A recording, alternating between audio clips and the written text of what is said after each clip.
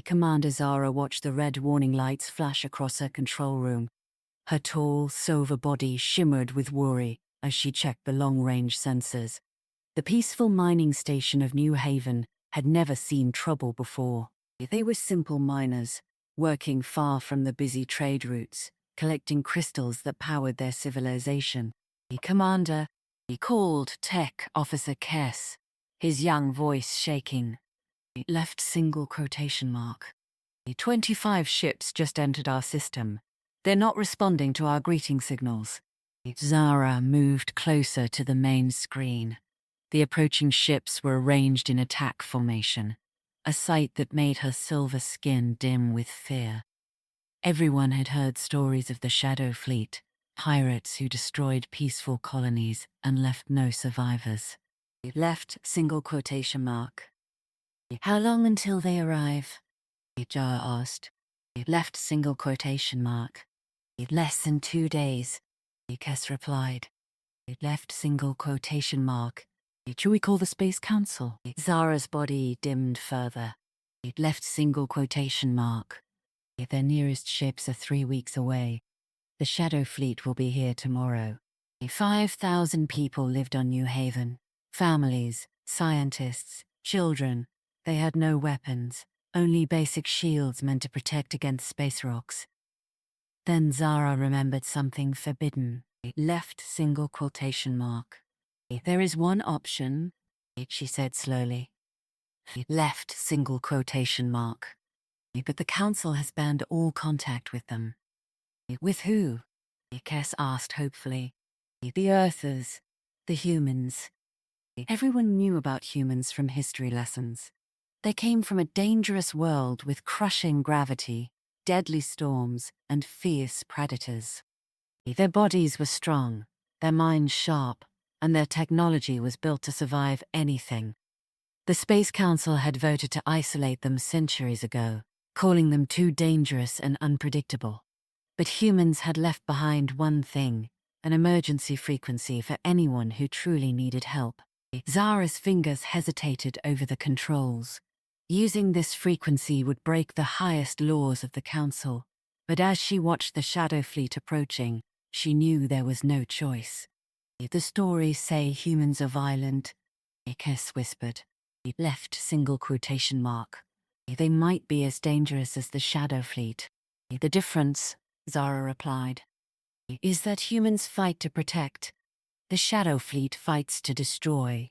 Sometimes we must trust the dangerous to save us from the evil. She activated the emergency beacon, sending a message in English. To any human ships, this is New Haven Mining Station in Sector 7. We are under attack by hostile forces. We have no weapons. We have children. Please help us.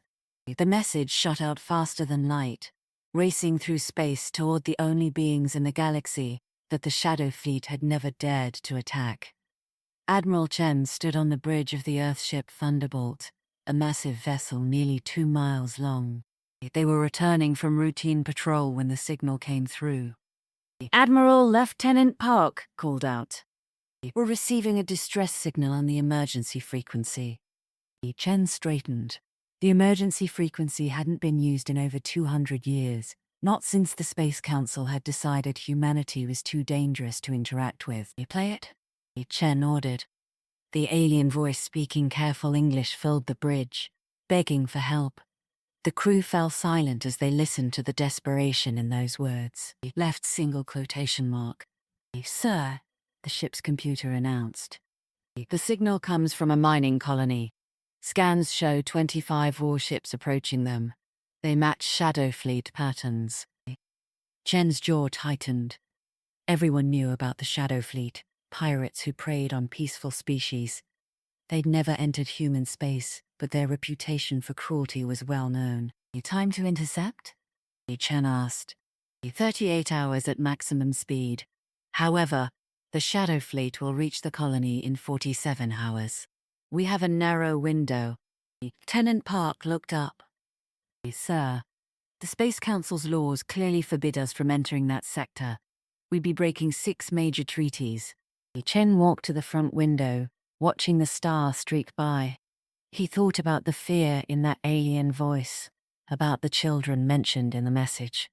Humanity had accepted their isolation, but they had never accepted the idea of standing by while innocents suffered.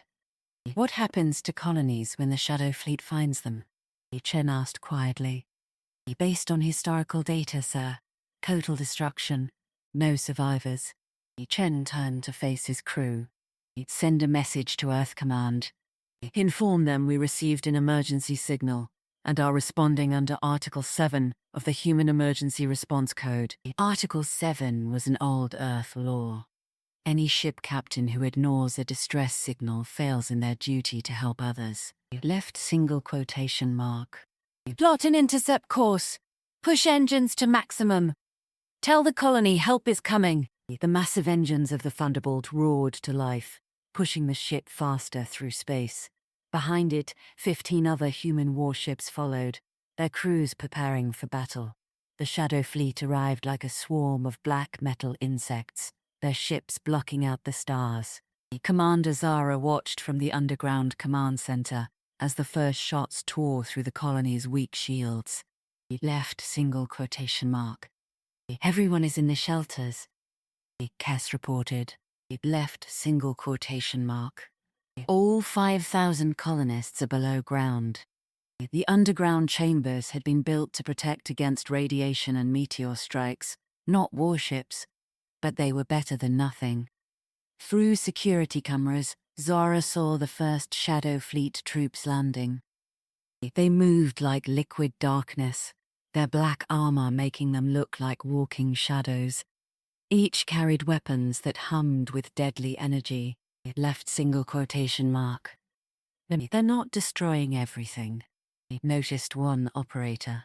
Left single quotation mark. They want our mining equipment. The Shadow Fleet began systematically searching buildings, placing devices that melted through locks and doors. They were practiced and efficient. They'd done this many times before. Seal all data files, Zara ordered. Left single quotation mark. Activate emergency maze protocol.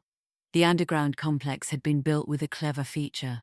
In emergencies, internal walls could move, turning straight corridors into a complex maze. It wouldn't stop the Shadow Fleet forever, but it would slow them down.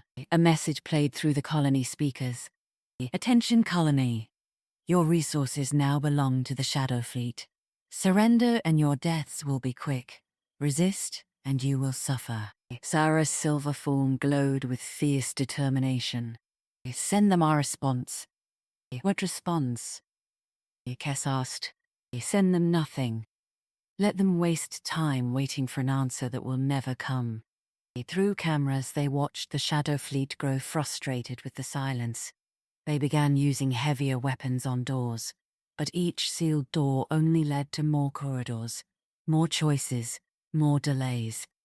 In the shelter areas, 5,000 colonists huddled together, their silver bodies glowing softly in the darkness.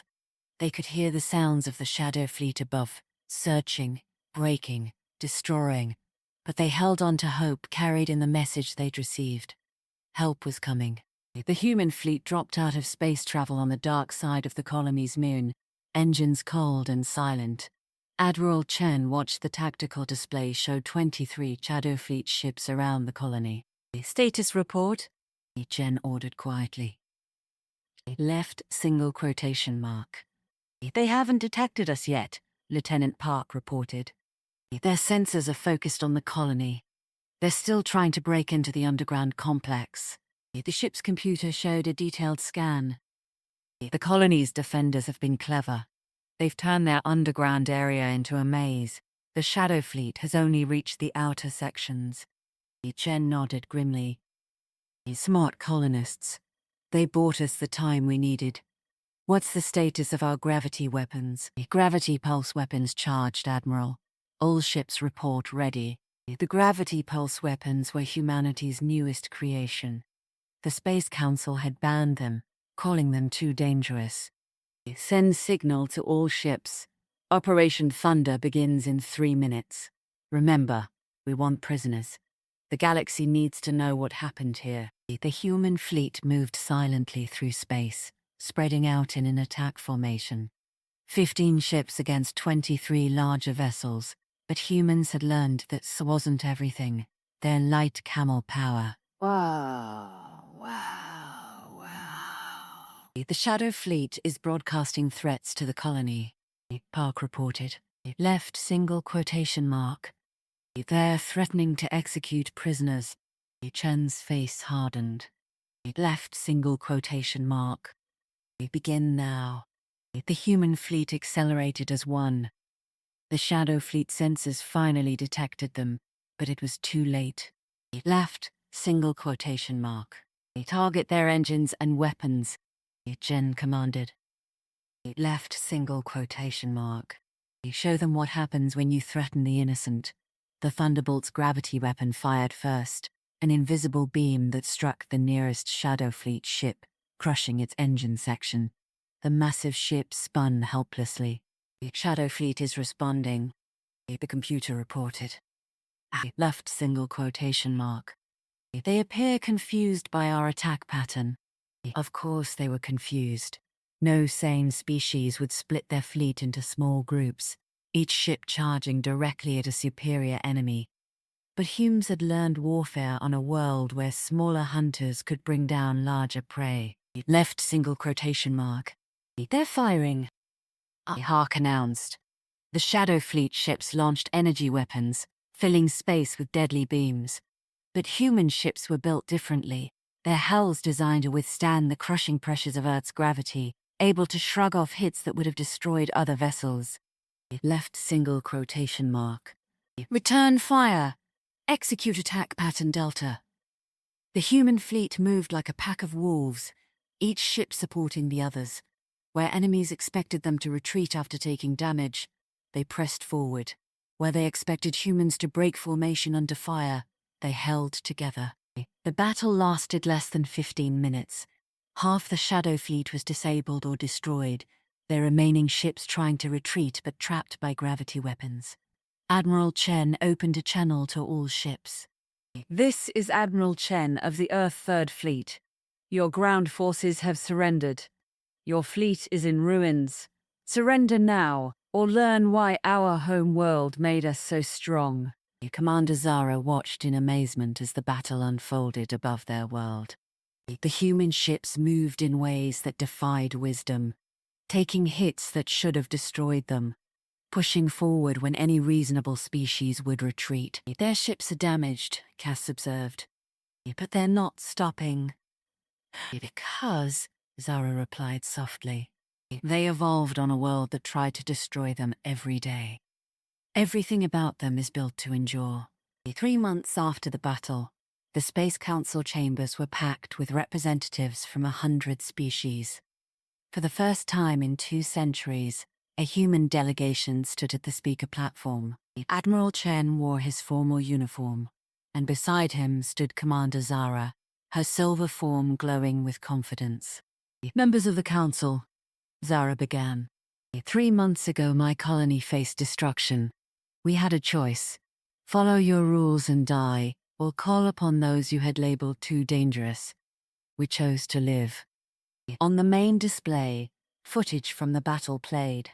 Human ships charging forward despite damage, Marines protecting colonists, medical teams treating injured of all species. The humans didn't just save us, Mizara continued. Left single quotation mark. They showed us what true strength means, not fighting for glory or power, but to protect those who can't protect themselves. Admiral Chen stepped forward. Left single quotation mark. For 200 years we respected your wishes. We stayed in our sector and watched as pirates like the Shadow Fleet attacked peaceful species. But when someone finally called for help, we answered. The council leader spoke up. Your actions violated multiple laws. Chen raised an eyebrow. Let me tell you about laws. On Earth we have an ancient law. Any captain who ignores a distress signal fails in their duty to help others. Strength isn't just about having power, it's about how you use it. Zara activated a display showing Shadow Fleet prison ships. The Shadow Fleet leaders confessed to attacking 57 colonies in the past decade. They chose peaceful targets, assuming no one would come to help. But someone did. Now, we're here to propose a new arrangement. Benshen added, left single quotation mark. We don't want to rule. We're offering protection. Any peaceful colony that wants human protection can request it. We'll respond to distress calls and ensure what happened to those 57 colonies never happens again. Why should we trust you with such power? The council leader asked. Zara's form glowed brighter. Because they already have the power. They've always had it. But instead of using it to conquer, they use it to protect. I've seen human children playing with our younglings, their engineers helping improve our defenses, asking nothing in return. They're not monsters, they're guardians. The vote that followed was overwhelming. The old treaties were changed, allowing human ships to respond to any distress call. Within a year, hundreds of colonies requested human protection. As Chen and Zara left the chambers, the Admiral smiled. You know, back on Earth we have an old saying. The only thing necessary for evil to triumph is for good people to do nothing. Zara's crystal form sparkled. Left single quotation mark. Then it's fortunate that when we called, the good people of Earth chose to do something. Above them, the Thunderbolt waited in orbit, its battle scars now a badge of honor. The ship that had answered a desperate call and changed the galaxy forever. The humans had finally found their true purpose. Not to be feared, but to be the guardians of those who needed them most.